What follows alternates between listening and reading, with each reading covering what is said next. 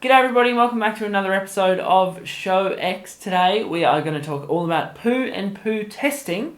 Let's go, are you excited? Yes, I am, Kale. Very excited.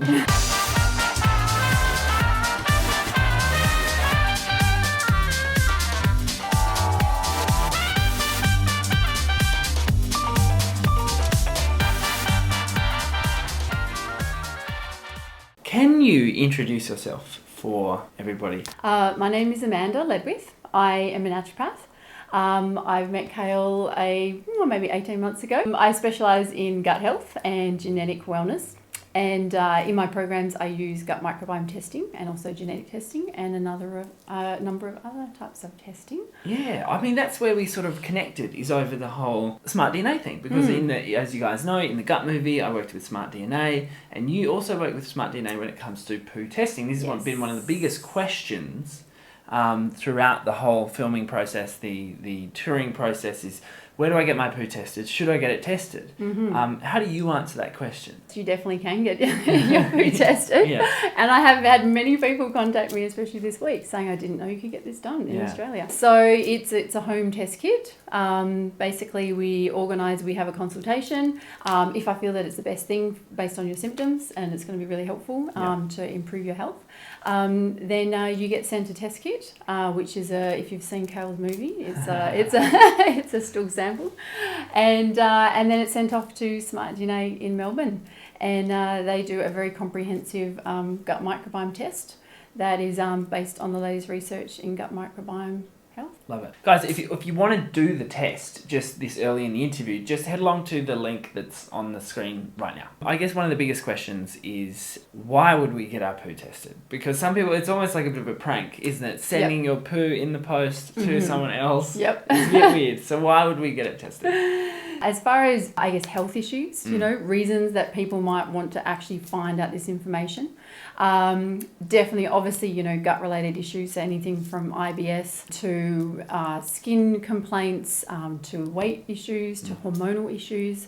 I see a lot of clients with autoimmune issues, which we're helping identify, really root causes and helping create a plan, improve their symptoms. Yeah, and then as far as what the test will actually tell is it is able to identify your entire microbiome. So we have more than 600 species, 700, even up to 1,000. So looking at the number of species in the gut is really important information because that helps to indicate our gut diversity, which you would have seen from your film, changed with your different diet. So we look at that diversity. That really gives an idea of our level of health as far as how our diet is really influencing our gut microbiome, what effect any medication or antibiotics has had on our microbiome. Microbiome is gut bacteria. It's your bacteria, viruses, parasites, yeast. Yep. And protozoa. Yep. Well, I'd love to know what are the common sort of traits that you see in people's microbiome tests, particularly in those individuals who are probably struggling with their health, not just doing it from a curiosity perspective. Mm-hmm. Yeah, sure. A lot of areas, I guess I know there's certain bacteria that are really important to look at. So whether it's ones that are important for our immune system. So for example, if those bacteria levels are quite low, then they are indicating their immune system needs extra support. And then I look at how we can feed that bacteria through diet, through possible, probiotic supplements and other nutrients. Areas of inflammation, there's quite a few different bacteria that will indicate whether there is a lot of inflammation in the body or in the gut especially, but also the body's ability to address that inflammation. So some people may have a high level of inflammation, but also their gut microbiome results are actually showing that their body is actually able to effectively try and address that inflammation. Whereas for some people, they may have a lot of inflammatory markers showing up in different areas of their gut results, but also their body's ability to fight that is low as well. So they're really, really common areas that I see in the test. There's another really interesting bacteria called Akkermansia, and Akkermansia is really important for the gut barrier or the gut lining. And so a lot of people have heard about leaky gut, and so the whole idea that our gut is actually porous and is leaking. I know you've said like a fly screen. Yeah. Little holes in it. It should have little holes in it, but only very, very small holes. And so a lot of people, their gut lining is actually quite porous. And so there is particular bacteria, the Akkermansia, that if its levels are very, very low, it's definitely an indication that there's a lot of leaky gut or that sort of porous gut that's causing a lot of often food allergies and intolerances and skin complaints and a whole range. I suppose what we're seeing and what we realised in the film through interviewing various experts like Margie Smith, who's a molecular geneticist at Smart DNA, was that the entire body does rely on, in some form, the actions of these gut microbes. I suppose it's a little bit underemphasised in Western society right now that we're not really appreciating them. How can we start to take action when it comes to supporting a good microbiome signature? An area that I think is maybe not mentioned enough is water. A really simple way is just drinking a good amount, so at least 2 litres of water a day, but also really good quality water. Yeah, so tap water is full of chlorine, many other things I'm not going to go into, but it is definitely detrimental on our gut microbiome. Eating really good quality food. So I talk to my clients about trying to source organic food as much as possible. If that, depending on where you live, really sourcing local and fresh as much as possible. Going to the farmer markets. Even in the city in Perth here, there are farmer markets everywhere. Some people don't realise. So I talk to my clients a lot about sourcing the best quality food. Fibre, especially leafy green fibre. Gut bacteria absolutely love fibre. Also fibre that we get a lot from seeds, so chia seeds, flax seeds. Also looking at our omega-3s, so whether our omega-3s are coming through fish or grass-fed meats or through a lot of seeds, so nuts and seeds. Also mangoes. Mangoes are really, really great for the gut. Please explain. Yeah, so mangoes are quite high in omega-3. It's not typical for a fruit to be a high omega-3. And also Akkermansia that I mentioned to do with the gut lining. Akkermansia bacteria really, really love mangoes. So if you can get mangoes, especially organic mangoes, this time of year you can still get them just for a little bit longer. This is life-changing information right now. So I actually just grew a mango. Oh, wow. Yeah, so I had a tree in Adelaide in my home, like my childhood house there. Obviously I live in Sydney now, but I grew the mango from like a little baby tree and I had the first mango like the other day. Wow. So now my gut's happy. There you go. Excellent. One of the most talked about strategies or components of gut health is taking a probiotic supplement. When you get the test done, obviously it enables you to actually make a strategic decision when it comes to probiotic supplementation. Can you talk about the importance of that and maybe give us an example of an instance where sometimes taking a probiotic is not such a good thing? I actually have a lot of clients that come to see me that want to do the testing and that's one of the main reasons that they've tried different probiotics and often their symptoms flare up.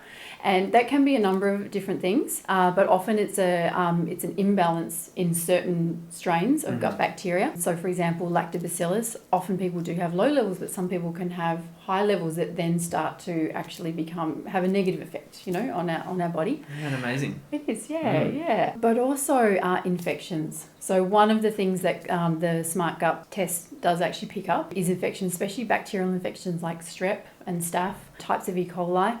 And so for those clients, I don't start with probiotic supplements. We work on obviously, cleaning up the diet, but I use certain herbal antimicrobial remedies to help get rid of, that bacteria. If there's Candida, if there's parasites, obviously we want to help to actually get rid of that first. And so especially in those areas, adding in probiotics at that point, for some people can be helpful, but often it's usually a little bit further down the track. Yeah, so helping to improve, gut lining, improve digestion. And so then probiotics is definitely something I add in usually maybe a couple of months down the track. Yeah. And depending on what their test results show, there are certain types, certain strains or, certain, I guess, doses and strengths that are really helpful. Test before you guess. That's the quote from today. Test before you guess. Yeah. Okay, great. Yeah. I also want to talk about Candida because Candida is something that I think is talked about a lot. Again, like everything else we've done. How do you approach a Candida overgrowth? And is Candida okay in certain amounts? I think it is normal to be in the body, but in very small amounts. There's a lot of different things that can cause Candida to overgrow and then cause a whole range of symptoms. Often clients do know, they've had a whole chain of I guess, issues in their health that has then led to working out that Candida was one of the main issues. But for some people, they can have no idea because it can be just feeling tired, feeling a little brain fog,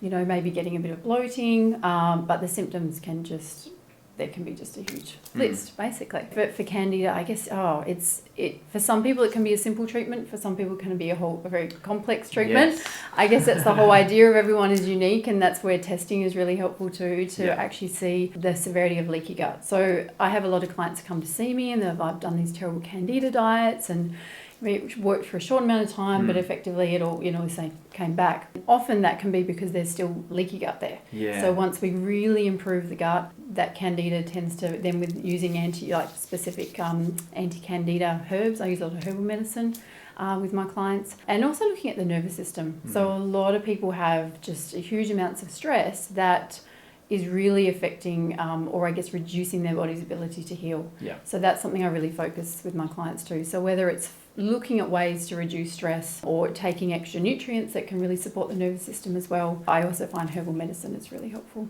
Love it. Best foods for healing the gut lining. I guess similar to yourself, I have, gut healing recipes that I give to my clients. So looking at foods that are going to be anti-inflammatory, so things like berries, for example, mangoes that I mentioned, that are really going to, reduce inflammation and have a lot of healing properties. I recommend people doing smoothies, with things like chia seeds as well, which is a great source of fibre. Soups that you can make with either a bone broth or a vegetable broth. I find broths are really, really healing. And for some people, they might even need to do either a bone broth or a soup broth diet, even for 3 to 5 days straight to really have that serious healing ability. Sort of GAP style approach. Yeah, definitely, yeah. And I follow GAPs. I follow the low FODMAP. I have low sulfur diets. There's a whole range. There's a whole range of different diets for different people. And so, that's also really helpful to look at, what's going on for the person that's to see key. That's so key, is individualising the gut health approach and really distinguishing, I guess, between a gut healing approach and a gut nourishing approach. Because different foods are going to be different depending on where someone's microbiome is at. Yeah, definitely. Fascinating. Yeah. All right, well, thanks so much for joining me on Show X, guys. If you want to get your gut tested, you want to send off your poo in the mail to Amanda, please head along to kalerock.com.au/recommended. The link is on your screen right now. Thanks very much. Thanks, Kale. That was cool.